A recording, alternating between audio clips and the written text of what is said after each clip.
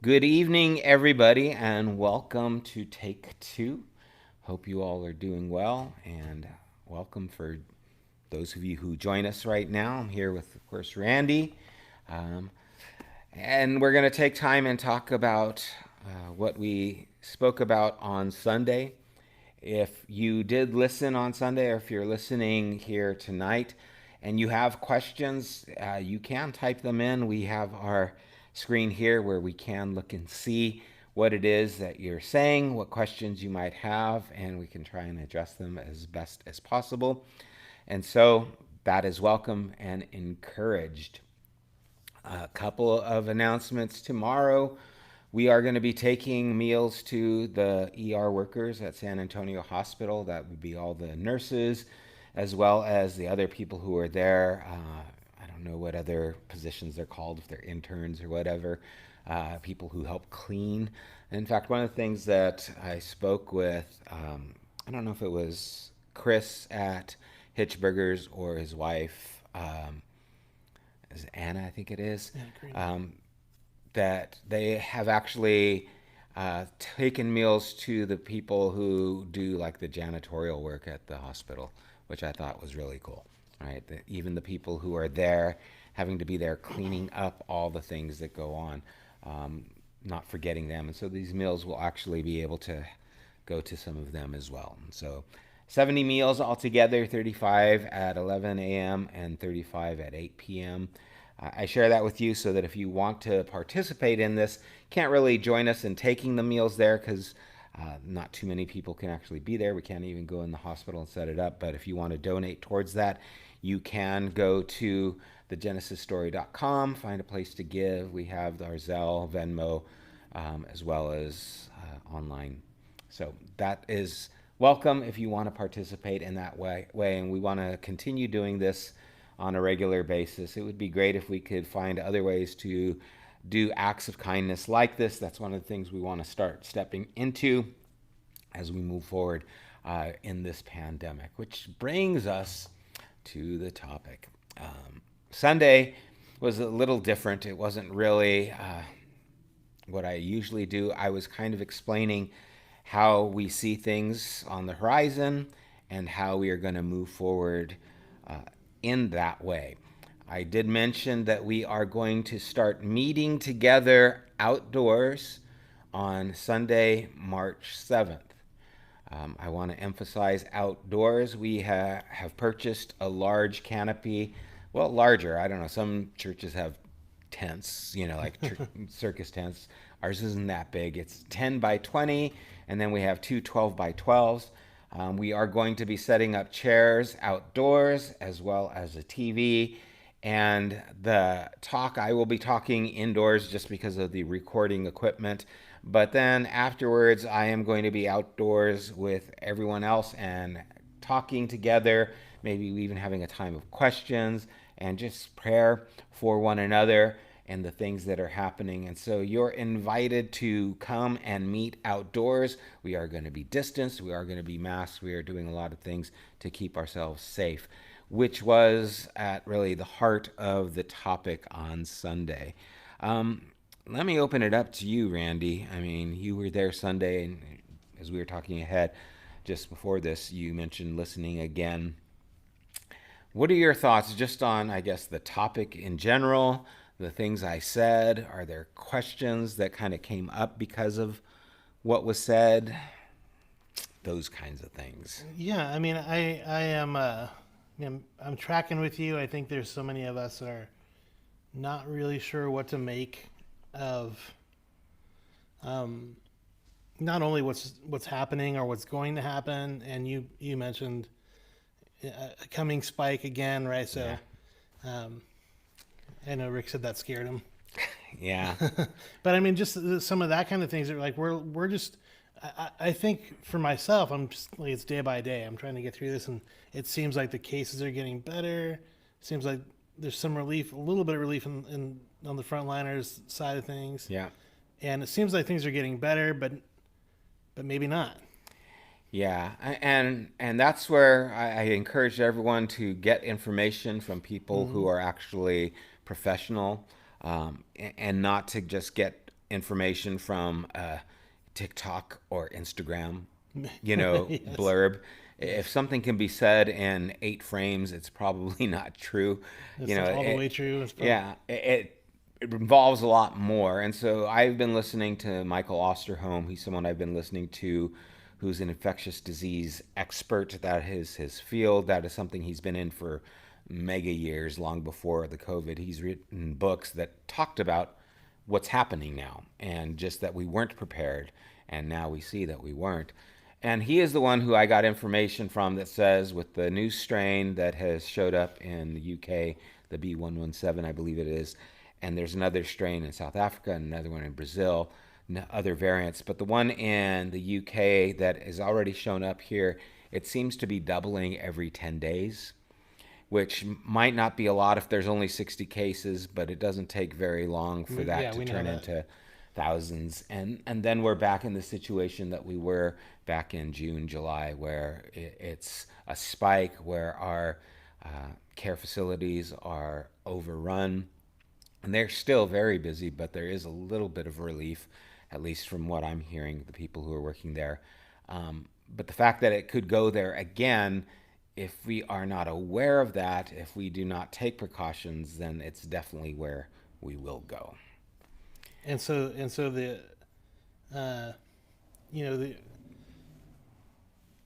the general public, people like myself, uh, there's this kind of misconception, I think, that oh, it's starting to get better, we can Mm-hmm. start to relax, Yeah. and that's actually the exact wrong thing to do in a situation that could flare up. Yeah, and the problem comes is because we're all exhausted, Yep. right? We're all tired of this. We all want to be able to do things, and that's another element that maybe we can touch on as well. But it's one thing to make safeguards and be able to do things, and it's another thing to just throw caution to the wind and say it's behind us now.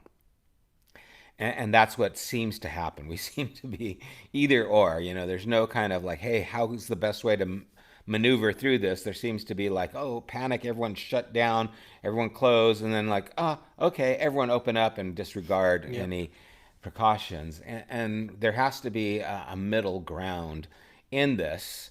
And that's what I hope we can do is we can find places where we can still connect with people, but in a way that's safe. We can still encourage businesses to reopen, but in a way that's safe. There's a lot of things that could have been done better. And I think it'd be good to talk about this because I'm not just a proponent of shut everything down and let's, you know, close our economy and let's close our schools and let's just bunker down. That hasn't worked, and it's probably not going to work again in the future. But what could be done that would be better, right? And some of the things have been put forward, like outdoor seating for restaurants with, guards in between people and the workers. Of course, the people who are working there wearing masks. Those things are all shown to be pretty effective in not spreading the virus, right? And so instead of just shutting down all the restaurants, open up with those kinds of guidelines could allow businesses to continue and things to move forward. Rapid testing. What if instead of just shutting things down, there was rapid testing available? Right now, as you mentioned, it's expensive, Yeah. right? And so it's not something that's readily available. But what if our government would have spent more money on getting rapid testing out there instead of just giving out money to help people? It could have allowed businesses to continue, things flourish. It's not 100% safe. I understand that, but it's probably safer than people gathering together for Thanksgiving in a small home, 20 people, Not knowing. not knowing Yeah. exactly. So there's a lot of things that could have been done that would have at least opened things up to be a little bit more, quote, normal, allow things to continue in a way that's a little better and still safeguard, some of the problems. One of the things I heard too about the vaccine, getting that vaccine, the first dose, to people who are over 65 years of age and older. That includes people who are at nursing care homes or other people who are at risk with the low immune systems.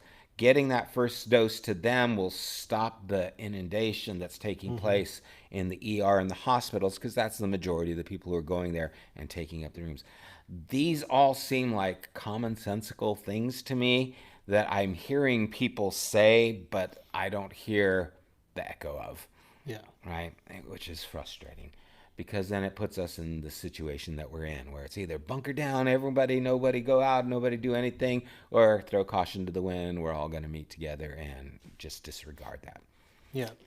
Um, There's a total, and this is probably the elephant that you probably don't want to go here, but I'm gonna shake it up a little bit. let's go. There's the other part of this that's political, right? In that it seems like this side of people are like, oh, no mask, we don't want to wear mask, and this side of people are saying, wear your mask and wear three of them, right? Right. And so like there's just like, I mean, there needs to be, like you said, some just common sense stuff that is just doing the right thing for everybody. Yeah. And maybe there's too much extreme on both sides of those in the media, and Mm-hmm. that's what we see, and that's Yeah. what we're used to. And that's definitely what's getting put out there. I mean, that's the thing that gets the most hits, right? It's that kind of clickbait that catches your attention, that allows you to go towards it and keep following him down that line. And Yeah. usually it just elevates in more extreme ways. Um, I mentioned Sunday that there's a reality check for me in just the people I know, and the way it's affected the people I know. I compared it to the flu, which a lot of people have compared it to. Oh, it's just another influenza. I've Yeah, I heard still it hear that. before, right? Oh, yeah, it's just like the flu, And it's like, well, I don't know anyone. I know there are people, but I don't know anyone who's died from the flu. And now I know of a dozen people who've died from COVID. And for those of you who don't know, I don't want to share too many details, although I think I did share a little bit. Gil has lost another family member to COVID. That's four people in less than a month's time. And this is just one person in our community, right? And those are the kinds of things that make you have to stop and say, okay, it's come home to roost, right? Mm. It's affecting my friends, it's affecting their family, it's affecting some people I know. I personally know two people who have died from COVID. And so now I have to consider that am I doing everything I can to make sure that that doesn't continue? And the people I personally know who died of COVID, we're going to church, we're meeting in groups of people, and we're not separating, and we're disregarding a lot of the things that are being put out there that we should safeguard against. Um,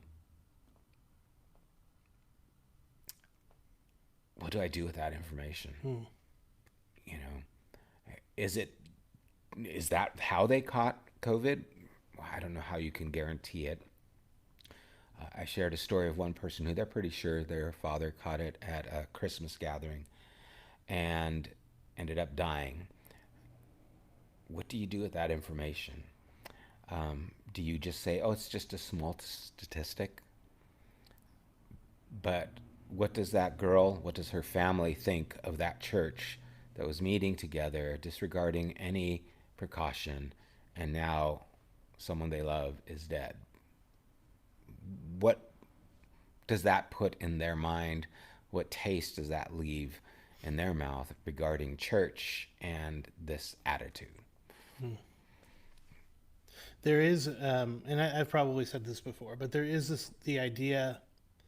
There's two opposing ideas here. That one is, but we have the right to do this, Mm-hmm. right? And the other one is, you know, yes, we have the right to do it, but it might not be the right thing. Right.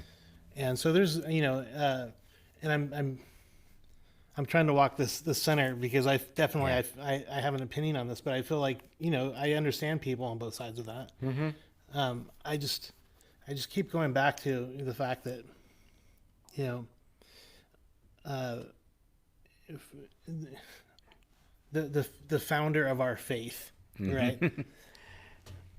There's a difference. There's Yeah. just a difference. There was not this, get up and fight for your rights idea ever Yeah. presented in Christ.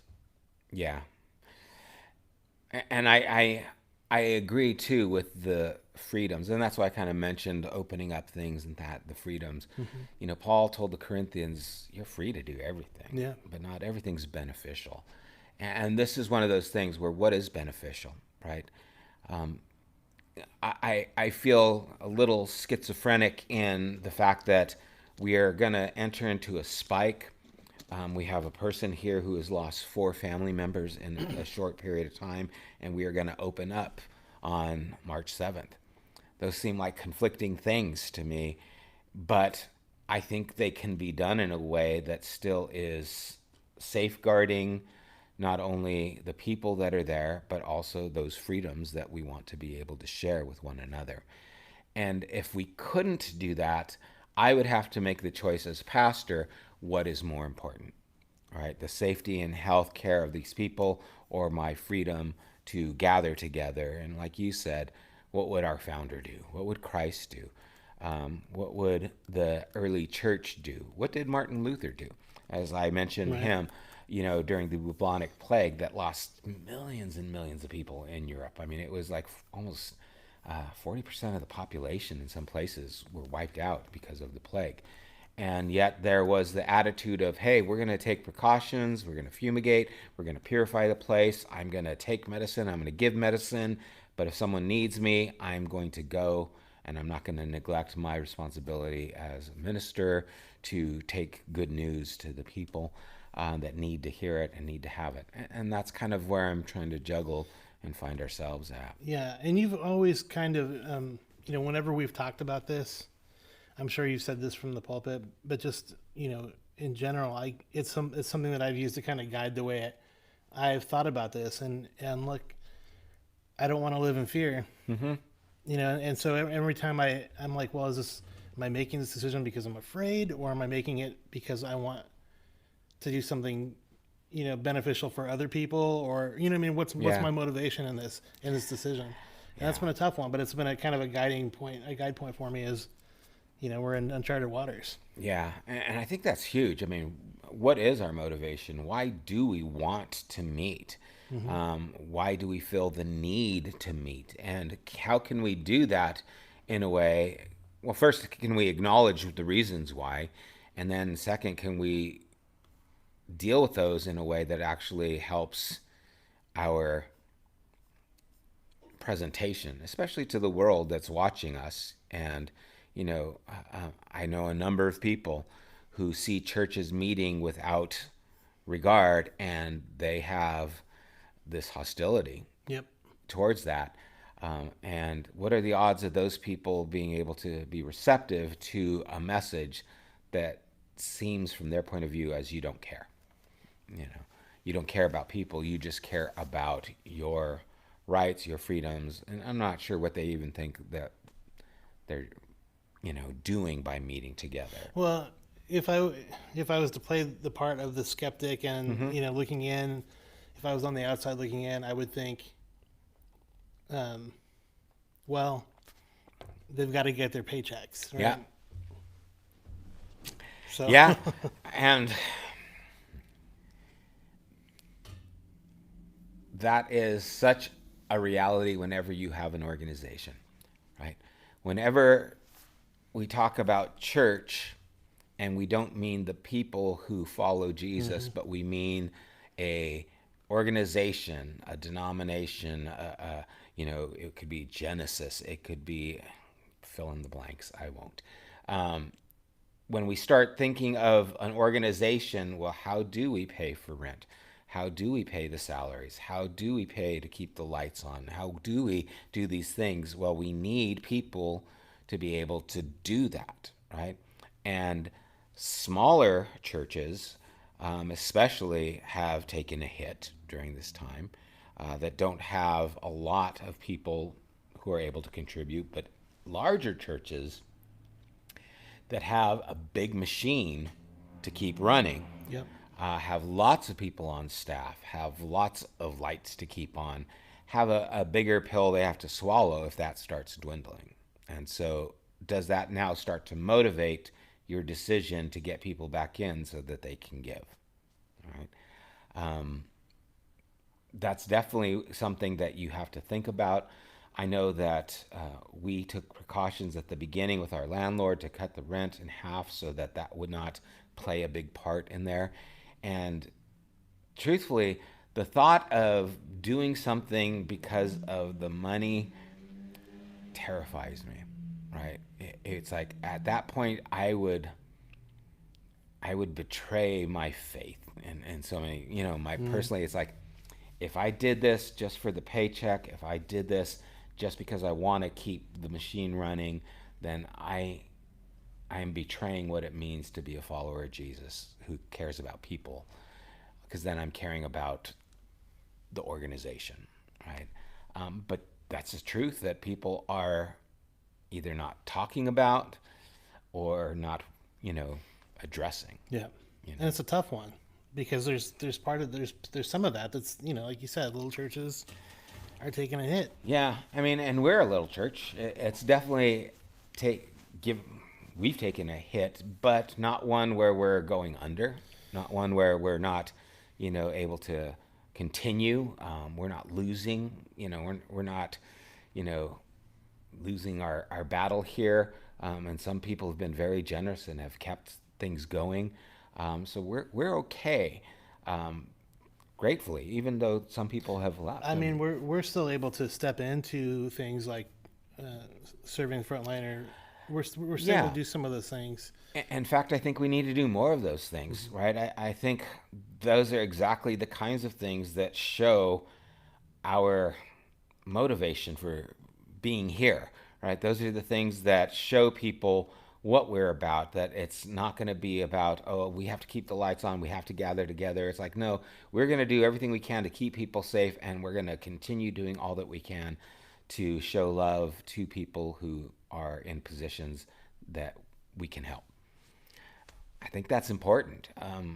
I mean, and it extends us, which forces us to trust God, which is a good thing, even though it's not an easy thing. Yeah.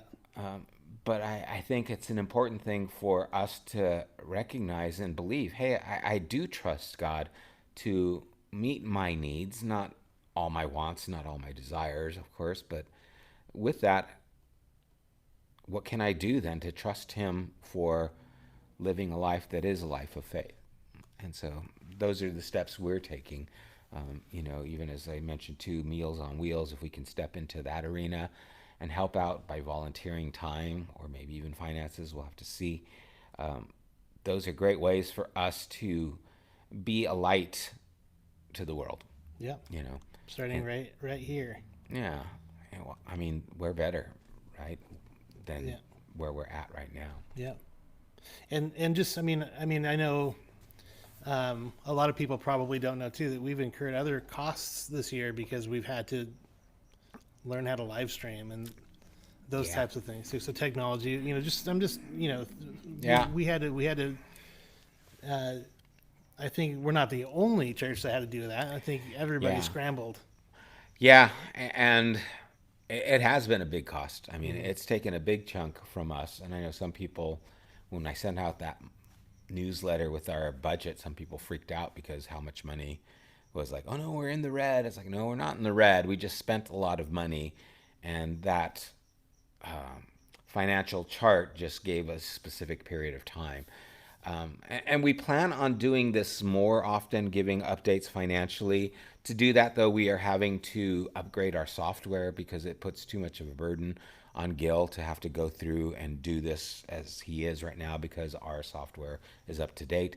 But those are some of the things that we're going to be spending money on, and thank God we have the ability to do that, to spend money on those things and not put us under. So we're going to be spending some money on a new laptop. I believe it's going to be a laptop that he gets, as well as some software, and be able to make things easier to give out a little statement of, hey, this is what's happening. with the finances so that people know, because we want to be clear, right? I mean, we've done this for a long time. We haven't done it the past few years because of those reasons I just mentioned. But even the last, I don't know when the last time we did it, was probably 2 years ago. We'd give a annual statement of this is how much money we brought in, and this is how much money we've spent out, and this is where the money has gone. I want to continue doing that. I want to be above the board with everybody. Let them know, hey, this is what's happening. You're giving. This is where the money's going. We've never tried to keep that a secret. The only thing that's prevented it is someone stealing our laptop once, which that sucked, right? I mean, because that had all our stuff on it. I mean, fortunately, it was safe. It wasn't danger of, people finding out those information. But that set us back a while, and then the software not being up to date has also set us back. But we plan on getting back on track, just for those who are Yeah, that's a wanting kind of to a know. sidestep, but it's Yeah, part of COVID in our reality. it is, Yeah, and I hope you guys will continue. I mean, I'm thankful for the patience everyone has shown towards us and being gracious for those of you who have, with all the things that are happening. Because this is, like you said, uncharted waters. I mean, we're having to go through these things. We're having to, figure out how to do things differently, and it's been a learning curve, and we're still learning. You know, and thank God for Gil. yeah, and again, keep Gil and his family up in prayer. Um, just because that's difficult what they've gone through. Will we have live stream if we go back to a safe world? I like being share live stream. Yes, heaven, we will. We will continue doing live stream, but you better get down here. I don't want you just staying home watching us on TV. We want to see you here when we have a safe world, but by all means, we are going to continue doing the live stream. I mean, that's one thing this has forced us to do is advance. We've always talked about doing this, and then it's like, oh, we got to, so we did. But yeah, Heaven, thank you. We will continue to do that live. And it's great to be able to reach more people this way. And so we are going to do that. One of the things that I have heard a lot with churches that are meeting, because I kind of hammered on the churches that are gathering together, and I don't apologize for that. I have strong feelings towards that. I'm concerned with the reputation of Christ. But one of the things a lot of churches are saying that are gathering together is they're quoting the scripture in Hebrews 10, where it says, don't forsake the gathering, neglecting to meet together, is the ESV, as the habit of some is. And so I did want to touch on that just a little bit. In Hebrews, that passage, it's really talking about our faith and living faith. It tells us in verse 23 to hold on to the confession of our hope without wavering, for he who promised is faithful. Right? So we're trying to live faithful lives to God because God is faithful to us. And then it says in verse 24, let us consider how to stir up one another to love and good works.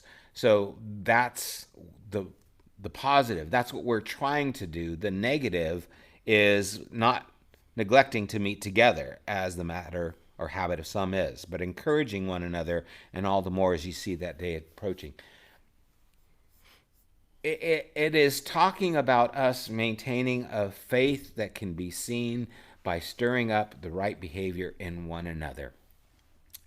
Not neglecting to gather together does not mean don't go to church. It means do not connect with other people. We go back to what is the church? The church is those followers. I mean, what was the church in the first century? Yeah, it was people gathering in their houses Yeah. or in the courtyards. Yeah, it didn't have to be, oh, we go to this building, this organization. It was we gather with one another and we stir one another on to love and good works. Um, it's it's important that we recognize that you are not disobeying Scripture by not going someplace because you feel you are in danger of your life. That was not the intention of Hebrews. And if someone is using that passage to justify their having church at a time of pandemic, I think it is grossly misused. We've got another. Phil, it's unacceptable to call out other churches for gathering when no one knows who is in their congregation or what those needs are for not for not gathering. gathering. Yeah, it's true. We have to answer for what we do. And that's what I really want to do. But that's why we are doing the things that we're doing in the way that we're doing them. Again, I mean, for some of like for some of those folks that feel like, oh my gosh, well, my pastor is saying that we need to be obedient to the word, and the word says that we shouldn't neglect meeting together. So I feel like I'm obligated to go. Yeah. And then you go and maybe no one's wearing masks and everyone's hugging and Yeah. 6 inches apart instead of 6 feet apart, and all that stuff is happening. Then I guess I feel like the motivation thing comes into play, because I feel like there's a lot of, I mean, I don't want to get you in trouble for what I'm about to say, so you guys can reach out to me. But I just feel like there's so much fear mongering happening from pulpits that it's the opposite of love. Yeah, I think so too. And again, we don't know the motivation. I'm not going to try and guess why people are saying what they're saying. In fact, I'm going to Fair. assume positive intentions, right? I'm going to give them the fact that that's really what they believe. They really believe Scripture is teaching this, and so they might be holding to that. I'll go with that, right? So that's what they feel. But still, promulgating it by fear is not a healthy thing, right? To tell someone that if they don't gather, they're being disobedient when someone's afraid because they have a compromised immune system, Right. right? And the reverse is the same, right? If I were to just say, if you go to church, you're gonna, get COVID and die. It's like, well, that's not a healthy thing to say. I would talk to the people I know and the people I love in ways that I hope will be encouraging them to be safe and to think of others, Yeah. in that way. The church, I mean, all of this is like, it boils down to love. Like, our motivation should be love, right? And so if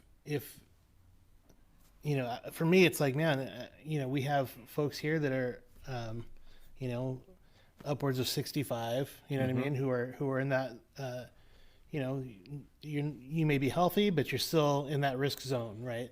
And we have other people who are younger and probably not healthy. They're still in that risk zone. Yeah. And so you have all these people, and it's like, I want to see you guys so bad, and I want to be able to hug you, and just like, but I don't think that's the right thing to do, because I love you so much. Yeah. I don't want to put anybody at risk. And I don't want to take whatever somebody else has and bring it home to my parents who are in that risk factor either. Yeah. And I know we have someone here who is a caretaker, right? Who takes care of elderly people, right? And even though she is younger and probably in good health and not as, susceptible to a dangerous, reaction to COVID, what about the people she encounters? What about the people she cares for? We have other people. Everyone knows Ted and Margie's daughter, Shannon. She's still dealing with some things. And so, it's like, well, great if Ted and Margie are being, careful to stay away. And I don't even think they're allowed to interact with her because of the precautions. But then the caregiver contracts COVID and gives it to her daughter. Those things are a little aggravating, but I don't know how you could prevent it. If she's being careful and she still gets it, oh well, Yeah. right? But if she's going to a church with 2,000 people and gets it, well then, to me, it's like, hey, why would you do that if this is the situation in your work environment? It's a concern. I would have a concern with that, and I hate putting restrictions on people, but I would just say use wisdom Right. in this situation where you're at so that these things don't happen. everyone I know who started going to a large church that is not spacing away from each other has got COVID. Everyone I know. Well, It doesn't mean that that's where they got it, but it's a coincidence or it's a similarity, and it just makes you wonder: did they? You know, yeah, or I mean, yes, or it could just be that because they feel they have the license to not take precautions. precautions. Then Yeah, maybe they just live a little yeah, it more. could be. I mean, it could be that mentality just Yeah, carries in a lot of yeah. areas of life. But still, that's part of what we're talking about. Like, it's still the idea as Christians is like we ought to have enough love and concern for other people Yeah, that we're not making those kinds of choices because it's our right. yeah, exactly. I mean, I'm still doing dog training. In fact, my dog training has soared because everyone bought puppies during COVID. Thank you all for buying your puppies and keeping me in business. But when I do training, I do most of it outside, and I do most of it with masks on. If I'm outside at a park and I'm distance, I can take off my mask if I'm walking a dog or something like that. But if I'm interacting with people, I'm masked and I try and keep the distance because I care about the people who I interact with, right? I'm here with you right now. It's not fair to you if I don't show precaution with the Mm-hmm. things that I do. And so I've got a circle of people that I am vulnerable to, and I am trusting them. I'm trusting you. I'm trusting, Gil and Rick and Jordan and Brian, and of course, my wife and family. Saw my son and my grandbaby yesterday. Uh, I'm trusting this group to take precautions as well. And hopefully they will. And I know that I am because I care about them. I care about their family and Yeah. those things. And my circle is probably bigger than, Michael Osterholm would like. Uh, but it's something that I feel manageable. It's something that I feel safe in. And everyone has to find out what that is. Again, if I was going to nursing homes, I would back that way down, right? I would change. I would not be doing the dog training. I definitely would not be as open around other people because I am now putting a whole other group of people at risk on a regular basis. Those are things I just think about how I would conduct myself. And the motivation is the care for people and the love of Christ for people. I want people to know that I think that God loves them enough for me to take precautions to make sure that they're safe and healthy. And so I want that to be my motivation, right? Can we go back to the scripture in Hebrews 10 one more Mm-hmm. time? Um, so it's 25, and this is also the ESV I'm reading from 10:25, where it's this is the verse that gets widely used Mm-hmm. for lots of reasons, and it's a great verse, and I've used this verse a million times in the past because it's it's great. I just want to know. I want to get to the bottom of what this means or what this could look like Mm-hmm. today, rather than what it does look like oftentimes. Yeah. So it says, Sam already read it, but not neglecting to meet together, as is the habit of some, but encouraging one another all the more as you see the day drawing near. So again, this is the negative part of this encouragement from the writer of Hebrews. He's saying, get like we need to keep encouraging each other in Mm-hmm. all these ways. Like keep doing good works, keep encouraging each other to do good works, and make sure you guys are meeting together because that also serves as an encouragement, Mm-hmm. right? And we've talked, and so you already said that in the first century that looked different. Yeah. But what could that look like today? Well, I love how the Passion Translation starts this out. In verse 24, it says, discover creative ways to encourage others and to motivate them to acts of compassion. Mm-hmm. Creativity. I think this is a lack of imagination on our part, right?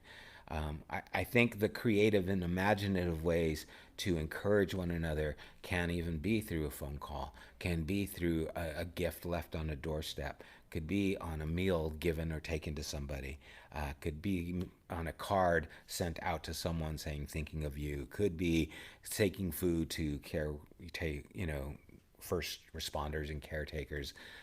I think all those ways could be ways to encourage one another, right? And so I think there's a lack of imagination if we think this is about going to a place to hear someone talk to us Mm-hmm. as stirring us up to good things. The question I would ask, how are you doing good things because of what's done? Right? So you go to church and you hear a pastor talk to you. What good are you doing after that talk? Because that shows whether it was actually working or not. Right? If they have been provoked to join in on some kind of, beneficial way to help people, great. That's a good thing. You've provoked them to good works. But if you just sat there and shook your head and say yes and amen, you haven't really been provoked, right? You haven't really started doing good things. You're just listening and saying that's a good thing, which it is, right? But I think this is talking about more than that. So I think this is really about being creative, being imaginative, learning how to connect in a time where we're having to stay distanced. Um, and I know that a lot of people are doing that. I know a lot of people in Genesis are calling, praying together, doing things. Ben is doing that Zoom call Sunday That's mornings ahead awesome. of time, to try and just kind of keep these things encouraged in one another and seeing. So great. That's a creative way to connect with one another that's safe. And so I think those are all things that can be done right now to encourage each other and gather together in a way that still shows that we actually care about you. Yeah, that's good. I think that the Ben thing on Sunday mornings is cool. I wish we could join, but we're usually in the middle of Yeah, I something said at it. that point. But also, I mean, that doesn't just happen. It doesn't have to be on just a Sunday morning. Right? Church isn't just an hour on Sunday, or it's not a Yeah. sermon, or it's not a worship leader or a Yeah. pastor. Church is the people, and so, however, and I get the want to meet together because we Yeah. we have friends and we're family, Yeah. and so it's hard to not do that. Yeah. But It's been very hard. Yeah. there's still, again, it's the motivation is love, right? Like Yeah. I'm looking forward to March 7th and seeing Yeah. what Me too, happens. to see who comes. I mean, we've had a few talks here with just the handful of people, who are working, and maybe a couple of people who've come in after everything's done. And we're cleaning up and we're just talking, that have been, to me, really, I don't know, highlights of that morning.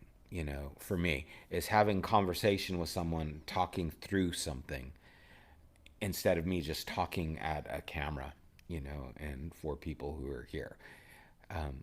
I look forward to that, to being able to sit and to be outdoors, and to, sure, I'll have a mask on and you'll have a mask on, but be able to talk about things, to be able to pray about things, to be able to be together in a safe way. Because if Michael Osterholm and those who are like him are right, we are going to go back into a spike. And I know for some people that is going to send them spinning. And I want to do what I can to be there for them in whatever ways is safe. Um, and that's what I hope we can do. I got a message from someone saying that there was a person who's part of our community who is really needing to be there, but if they're not able to come here, then they're going to go to one of these other places that are meeting in large numbers because they feel like they need to go somewhere. And that bothered me. Um, and I have to deal with my own ego, right? It bothered me because of my feelings about some of these places. But more than that, it bothered me that they felt that that was the only choice they had, was to go to this place where they might be at risk because there's no other place they can go. And so I want to make another place available that they can go to, not be as at risk, and still get what they need. And that's my hope for us meeting on March 7th, and to start doing that. It would be great if that worked out, and if we need to buy another canopy, we'll buy another canopy. We got a good deal. on the canopy. So those are things that we can do, and maybe that will be a new development in ministry. Just being able to be together because people feel they want to, but they're afraid to be indoors. I know some churches are meeting like in their cars where you can tune in. Other churches have facilities where they can meet outside, which is great. I'm glad for churches like that. Again, I just want to make sure if I was driving by or if someone drives by our parking lot and sees us meeting, I don't want them to see us all huddled together, close together and meeting together, disregarding the safety of people and them think, what are they doing? Don't they know there's a pandemic? It's like when I drive by Outback and I see the patio and it's covered completely. It's Hmm. like, that's not outside. That's worse. Now Yeah. you've created a greenhouse. Exactly. You got a little environment for spreading things. So I don't want people to look at us and say we're not being safe. They should be able to look and go, oh, look at their distance, they're outside, they're concerned about people. Because we're concerned on a lot of levels. We're concerned on the health and safety of people not getting COVID. We're concerned on the level of people going through depression and suffering from isolation and some of the syndromes that come with that. I mean, there's a real PTSD that's developing with people in this whole time where they just feel panicked. I mean, I'm texting and talking to a few people where they're just like, man, I'm having a real hard time. I'm really lonely. I really feel isolated. I don't want to reach out to anybody. And after a while, they don't answer my calls, they don't answer my texts, and it's like, how are you? What's going on? And I worry about them, you know, because there is a whole nother element of people who aren't safe now and are at risk of, Absolutely. suicide or addiction and problems that could develop because of all that's happening. So, There's so to Bree's point. I mean, I think she's reacting to some of the pastors that are meeting mm-hmm. currently in their big congregations and saying that everybody else is wrong for Yeah, not meeting or whatever. Yeah, I mean, that's that's not cool. Because we're in such a different state of like yeah, everything is it's such a hard place for everybody because there are yeah, people who are lonely, there are people who are depressed, there are people who you know I understand that domestic violence is yeah. through the roof because of like the situations happening. There's just so much going on, but we have to learn how to be a church without walls. Mm-hmm. Pardon the cliche, but really, Yeah, that's where we're at. We have yeah, to learn how to step into this, as like to Heaven's question, she called it safe. This return to a safe world. I mean, yeah.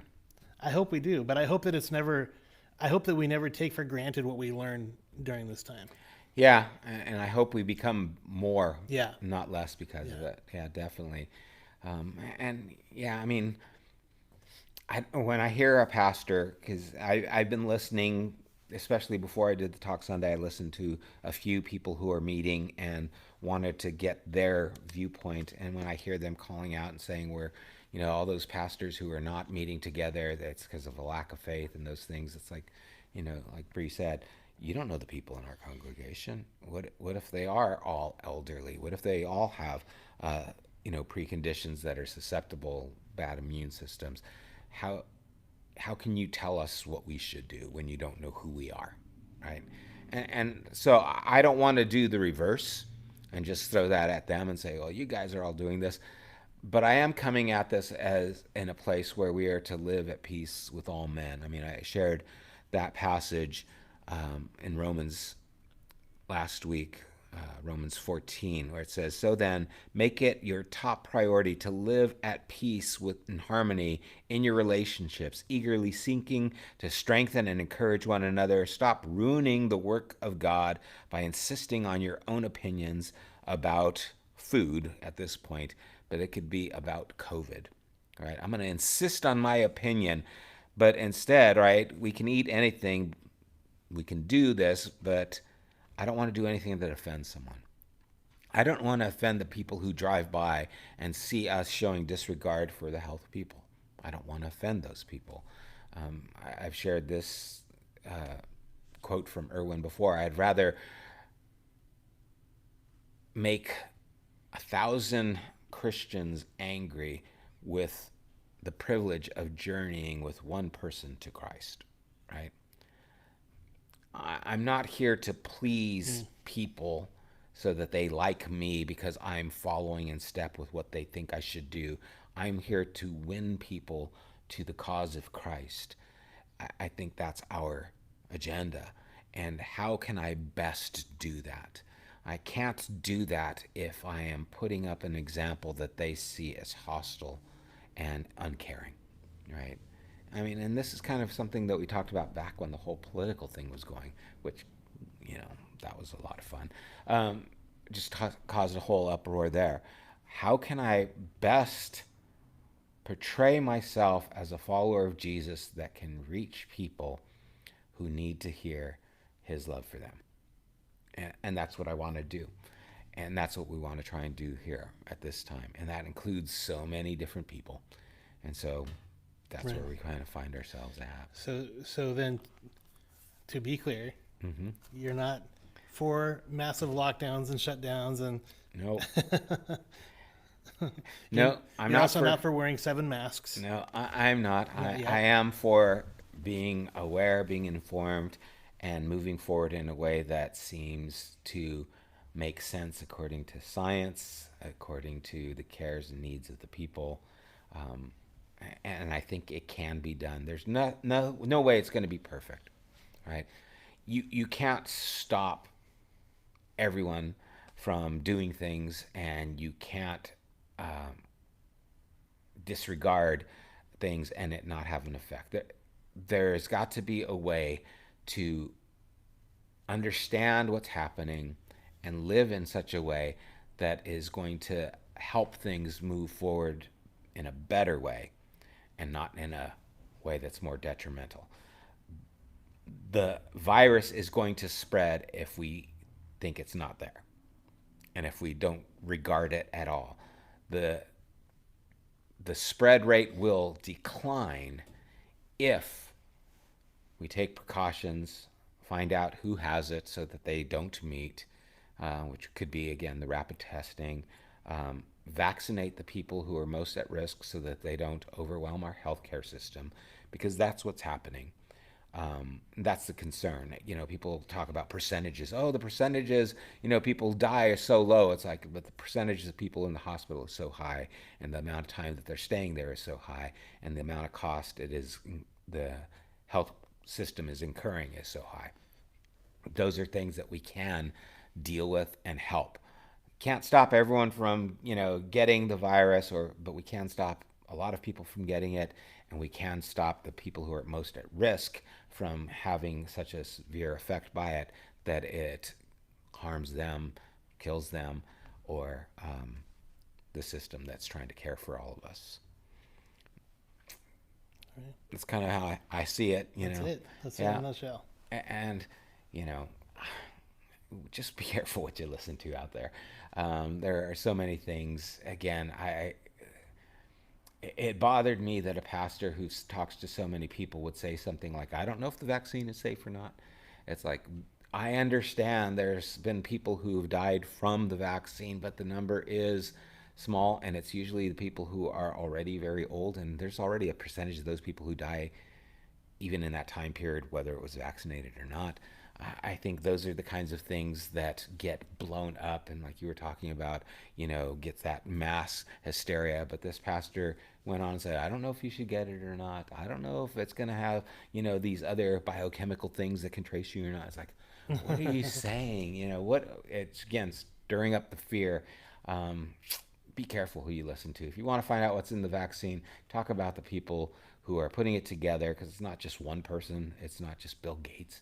Um, there's a lot of people who have been involved and invested in putting this vaccine together, who are working tirelessly to try and make this world better, and to disregard them and throw them into this Illuminati kind of whatever state, I feel is really just not cool.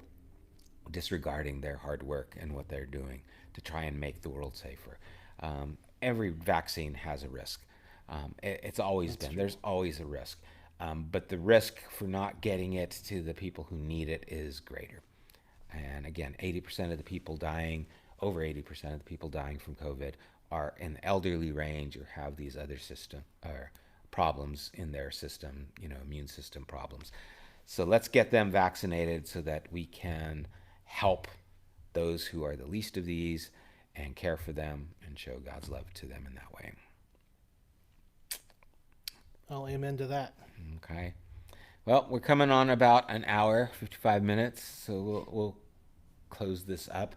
Thank you guys for tuning in, those who you watch now and those who will watch later. Thanks, Heaven and Brianna, for the comments and putting in there. And Heaven, I'm glad you laughed at the fact that you got to come down here because we do miss you. We miss your family. I saw your mom at Walmart the other day, and she asked, when are we going to meet? Isn't God creator science? Yep, God created science. Yeah, there shouldn't be a division between science and faith. Um, they're not in contradiction to each other. So, good point there too. Take care, you guys. Love you, miss you, and stay tuned for the things that are going on. Again, be praying for the Escalera family as they've lost another family member to COVID, and praying for our work tomorrow as we deliver the meals to the healthcare workers, that we present again a good example of Jesus to them and to our community. Love you guys, miss you, and hope to see you on the 7th, at least some of you who feel safe enough to come out, and we will take this day by day. All right, God bless, guys. Take care.